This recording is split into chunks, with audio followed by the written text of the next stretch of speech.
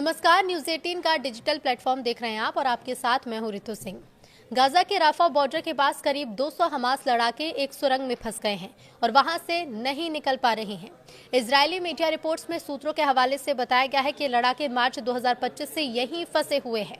Israeli सेना ने इनके बाहर निकलने का रास्ता बंद कर दिया है। इजरायली अधिकारियों के मुताबिक ये लड़ाके गाजा के उस हिस्से में मौजूद हैं जो इजरायल के नियंत्रण में है। वो सुरंग के अंदर छिपे हैं, लेकिन अगर पीछे हटने की कोशिश करेंगे तो सीधे इजरायली सैनिकों के हाथों पकड़े जाने का खतरा है। एक रिपोर्ट के मुताबिक इजरायल के प्रधानमंत्री बेंजामिन नेतन्याहू ने साफ कहा है कि उन्हें सुरक्षित निकलने की इजाजत नहीं दी जाएगी। वहीं इजरायली सेना के चीफ ऑफ स्टाफ एयाल जमीर ने कहा कि लड़ाकों को निकालने के लिए हमास से कोई भी समझौता नहीं किया जाएगा। कुछ रिपोर्ट्स में कहा गया था कि अगर हमास के लड़ाके अपने हथियार डाल दे तो उन्हें बाहर निकालने दिया जा सकता है। हालांकि नेतन्याहू के दफ्तर ने इस दावे को झूठा बताया और साफ किया कि किसी भी हमास सदस्य को माफी या सुरक्षित निकलने की इजाजत नहीं होगी। सदे तेईमान एक सैन्य ठिकाना है जो इजरायल के नेगेव रेगिस्तान में गाजा की सीमा के नजदीक है। अक्टूबर 2023 के बाद इसे गाजा से पकड़े गए लोगों को रखने और पूछताछ करने के लिए इस्तेमाल किया गया था। कुछ रिपोर्ट्स के मुताबिक यहाँ पर हजारों फिलिस्तीन कैदी हैं। जमीर ने सरकार को सलाह दी है कि जब तक सभी बंधक और शहीद सैनिकों के शव वापस नहीं आ जाते तब तक सीजफायर समझौते के अगले चरण पर नहीं बढ़ना चाहिए।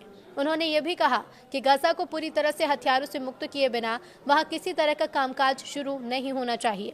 दोनों पक्षों के बीच 10 अक्टूबर को सीजफायर हुआ था जो कि टूटने की स्थिति में पहुंच गया था।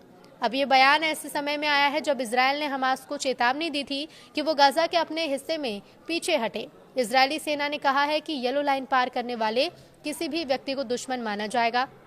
इजरायली सेना अभी राफा के सबसे एक बड़े हिस्से पर कब्जा जमाए हुए है। इजरायल के राष्ट्रीय सुरक्षा मंत्री इतामार बेन ग्वीर ने मांग की है कि येलो लाइन के पार पकड़े गए हर हमास लड़ाकों को मार दिया जाए या गिरफ्तार किया जाए। उन्होंने रिहाई को मजाक बताया।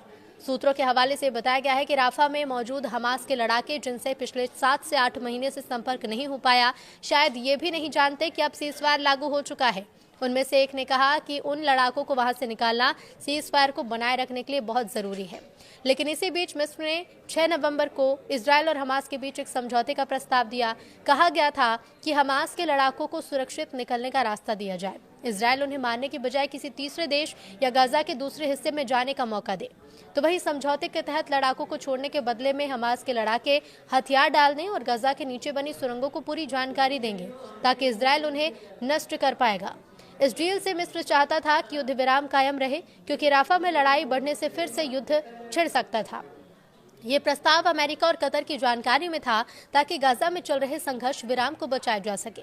इस पर अब तक हमास ने कोई जवाब नहीं दिया है। इजरायल ने भी प्रस्ताव ठुकरा दिया है और उनका कहना है कि वो आतंकियों से कोई समझौता नहीं करेंगे।